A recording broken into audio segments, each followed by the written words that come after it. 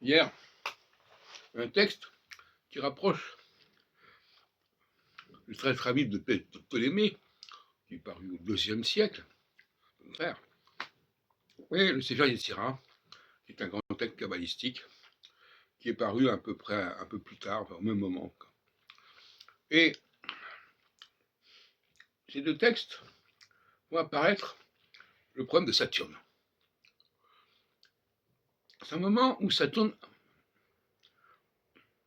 n'est plus à la place centrale qu'il mérite. Alors on le rajoute aux 6 planètes qui sont les 2 luminaires plus Mars, Jupiter, Vénus et Mercure, mais il n'est plus central. Et je ferai le rapprochement avec le Shabbat, puisqu'aujourd'hui nous sommes samedi, Shabbat. Le Shabbat, c'est le centre de la semaine. Il y a le Shabbat, et puis il y a lundi, mardi, mercredi, jeudi, vendredi. Et on n'a pas assez insisté sur la centralité du Shabbat, qui est un des commandements. Bon, enfin, ce Shabbat dont le nom même renvoie à Saturne, puisque dans le Sefer Yetzira, le nom de Saturne, hébraïquement, c'est Shabtai. On voit bien que c'est un rapport avec le Shabbat. D'ailleurs, de la même façon, dans le 2e chapitre de la Genèse, on dit que Dieu se reposa le 7e jour, et c'est toujours la même racine du Shabbat qui est employée, autant que je m'en souviens. Donc, qu'est-ce qui s'est passé? Ptolémée, contrairement à ce qu'on a cru, n'a pas introduit le géocentrisme comme un point de départ. Il a remplacé le saturnocentrisme préalable par le géocentrisme. Et Copernic n'a pas restitué le saturnocentrisme, mais il a introduit l'héliocentrisme. Voilà comment je vois l'histoire de l'astronomie.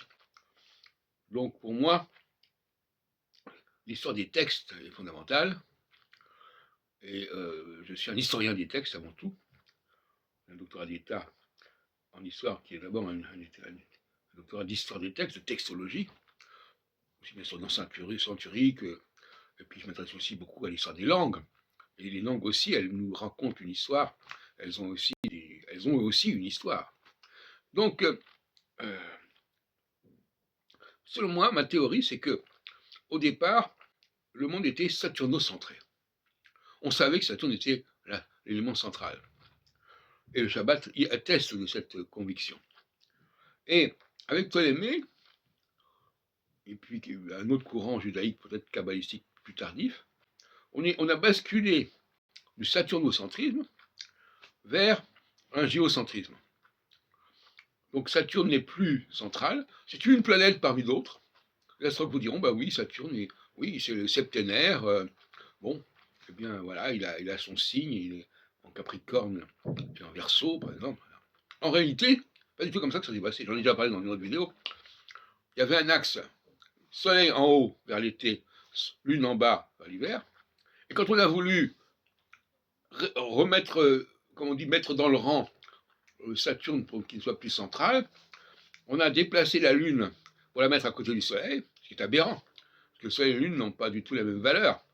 On ne peut pas mettre les deux valeurs avec le solstice d'été, ça n'a pas de sens. Donc la Lune a quitté le solstice d'hiver, et c'est Saturne qui l'a occupé.